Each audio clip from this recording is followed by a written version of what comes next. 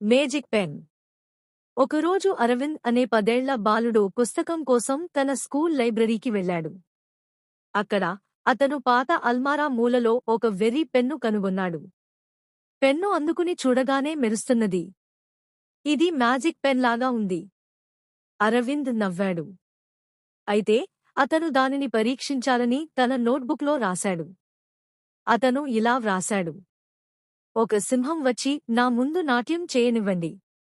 మరుసటి క్షణం ఒక పిల్ల సింహం నిజంగా వచ్చి అతని ముందు నిలబడి హాస్యభరితంగా నృత్యం చేయడం ప్రారంభించింది. అరవింద్ ఆశ్చర్యంగా నోరు తెరిచాడు. ఆ పెన్నుతో ఏదైనా రాస్తే అది నిజమవుతుందని అర్థమైంది. అప్పుడు అతను ఇలా వ్రాశాడు: నాకు ఐస్ క్రీం పర్వతం. బూమ్! అరవింద్ ఎదురుగా ఐస్ క్రీం పర్వతం కనిపించింది. స్నేహితులతో కలిసి సంబరాలు చేసుకున్నాడు. కాని ఒకరోజు అతను నిర్లక్ష్యంగా వ్రాశాడు: రేపు పాఠశాల ఉండకూడదు. మరుసటి రోజు పాఠశాల పోయింది. విద్యార్థులు సంతోషించినా ఉపాధ్యాయులు మాత్రం ఆందోళనకు గురయ్యారు. స్కూల్ ఎందుకు పోయిందో ఎవరికీ అర్థం కాలేదు.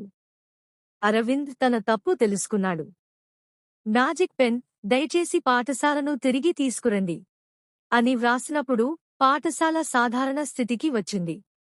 ఆ తరువాత అరవింద్ పెన్ను ఒక పెట్టెలో ఉంచి దానిపై ఒక నోట్ రాశాడు: ఈ పెన్ను మంచి ప్రయోజనాల కోసం మాత్రమే ఉపయోగించాలి. ఆ రోజు నుంచి అరవింద్కి జ్ఞానం, ధర్మమే నిజమైన అద్భుతం అని అర్థమైంది.